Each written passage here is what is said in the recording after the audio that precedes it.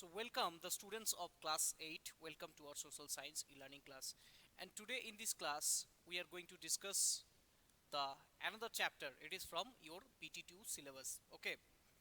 So those have received the book 2, okay, the old version book, so they can open the 7th chapter, or those have new NCERT book, they can open chapter number 6 of your book. And the name of the chapter is written on the board: Weavers, Iron Smelters and Factory Owners.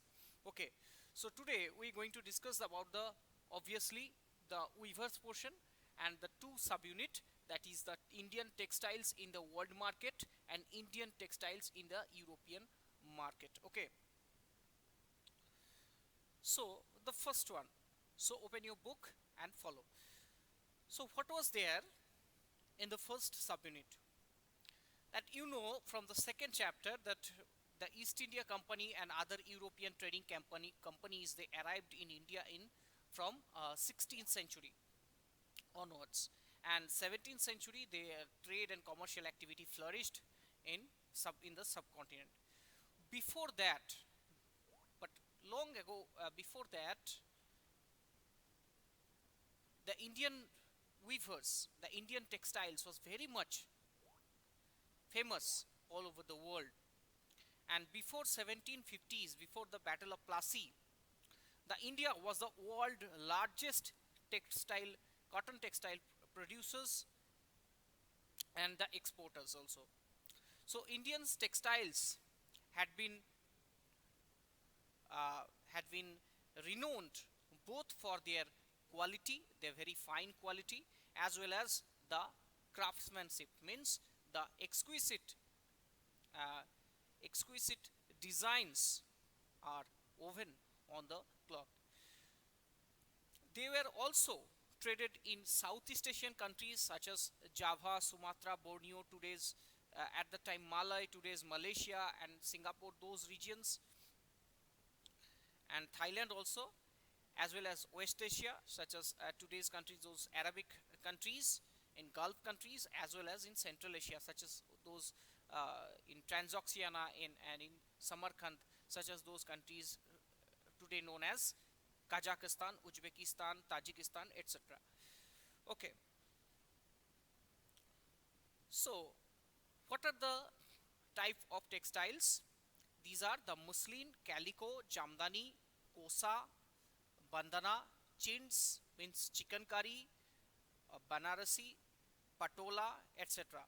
So those different type of various type of Indian textiles had a great demand in European as well as the world market.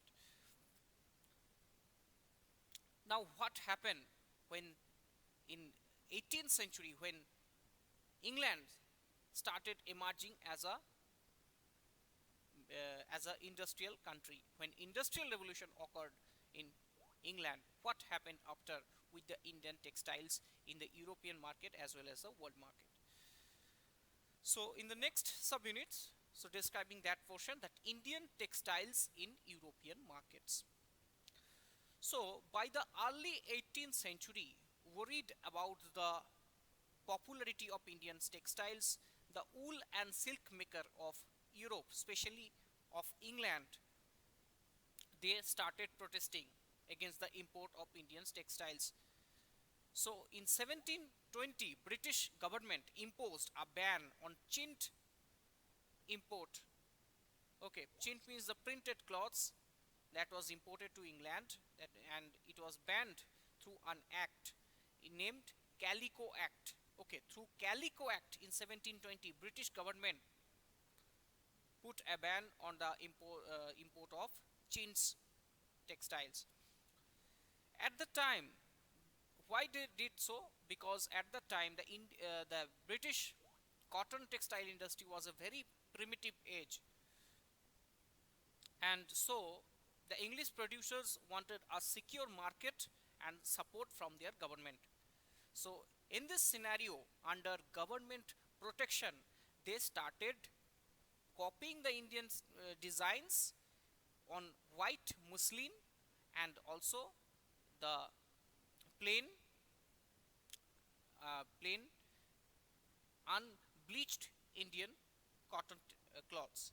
So these are very cheap also, and the quality is not so good, but they started imitating those designs and started selling inside Europe, in Britain as well as in Europe.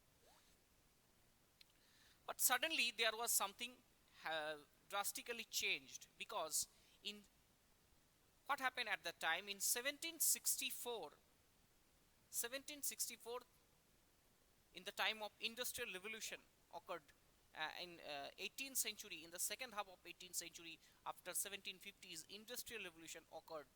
So various technological inventions happened at that time in England. In 1764, the spinning jenny was invented by John Kay, which increased the productivity of the traditional spindles. Okay, spindle means in which the thread, they spin the thread. Okay, from the cotton made thread they had to spin and made fine quality of cotton thread, and from that cotton thread they made those textiles. So this invention of the, and as well as the invention of steam engine by Richard Arkwright in 1786, which was used in the textile. But previously steam engine was invented by James Watt and others, but Richard Arkwright successfully used that steam engine in cotton textile industry and for cotton textile weaving, and this made a remarkable change in the primitive cotton textile industry of England. Now cloth be woven in immense quantities and cheaply too, with a minimum cost because of the use of machines.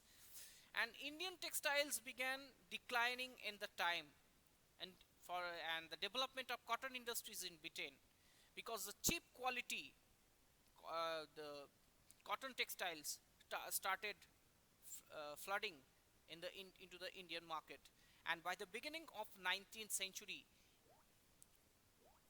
the English made cotton textiles successfully outstayed Indian goods from their traditional market in Africa, in America as well as in Europe, and Indian weavers lost their employment.